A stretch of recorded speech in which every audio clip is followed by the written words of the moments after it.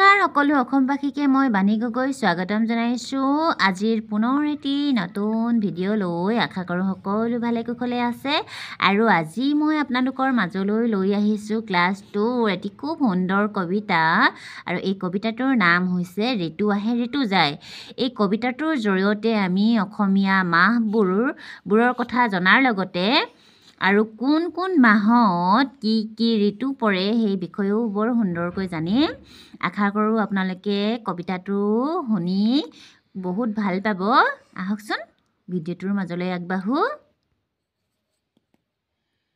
ঋতু আহে ঋতু যায়, চ'ত বহাগত ঋতু বসন্ত বিৰিখে সলাই পাত, জেঠ আহাৰত গ্ৰীষ্ম ঋতু ফল পকে নানা জাত, শাওণ ভাদত বৰ্ষা ঋতু খেতিৰ বাবে ভাল, আহিন কাতিত শৰৎ ঋতু ভৰে শেৱালিৰ ডাল, আঘোণ পুহত ঋতু হেমন্ত নিয়ৰ কুঁৱলী পৰে, মাঘ ফাগুনত শীত ঋতু গছৰ পাত সৰে। এয়া কবিতাটি আপোনালোকৰ আগত আবৃত্তি কৰি মই শুনালোঁ, কেনে হৈছে জনাবচোন। আৰু অসমীয়া 12 মাহত কোন কোন মাহত কোন কোন ঋতু পৰে আপোনালোকে সুন্দৰভাৱে ইয়াত জানিলে। চ'ত বহাগত ঋতু বসন্ত পৰে আমি সকলোৱে জানো, আৰু বিৰিখে সলাই পাত নকুঁহি পাত ওলায় গছত সকলোৱে জানে। জেঠ আহাৰত হয় গ্ৰীষ্ম ঋতু, আৰু জেঠ আহাৰত আপোনালোকে সকলোৱে জানে যে ফল মূলসমূহ পকিবলৈ ধৰে।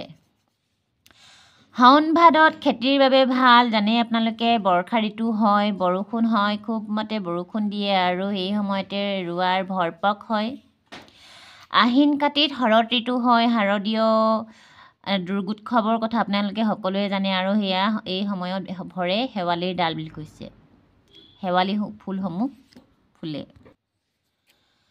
আঘোণ পুহত ঋতু হেমন্ত, এতিয়া আপোনালোকে কি হৈ আছে নিশ্চয় জানে, পুহ মাহ যাবৰে হ'ল বাৰু, মাঘ বিহু আহিবৰে হৈছে আপোনালোকে সকলোৱে জানে। এই সময়ত হৈ আছে ঋতু হেমন্ত আৰু নিয়ৰ কুঁৱলী পৰে, জানেনে নিয়ৰ কুঁৱলী পৰিছে।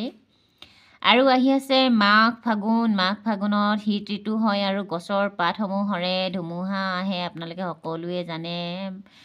ফাগুনী পচোৱাৰ কথা সকলোৱে জানে, ফাগুন মাহত বতাহ বলে আৰু এই সময়তে গছৰ পাতসমূহ সৰিবলৈ ধৰে। ইমান সুন্দৰকৈ এই কবিতাটিৰ মাজেৰে অসমীয়া 12 মাহৰ লগতে ঋতুসমূহৰ বৰ্ণনা দিয়া হৈছে। খুব সুন্দৰ কবিতাটি মই আপোনালোকৰ আগত দাঙি ধৰিলোঁ, কেনে পালে জনাবচোন। আজিলৈ আহিছোঁ, পুনৰ এটি নতুন ভিডিঅ'ৰ সৈতে লগ পাম। ধন্যবাদ। জয় আই অসম।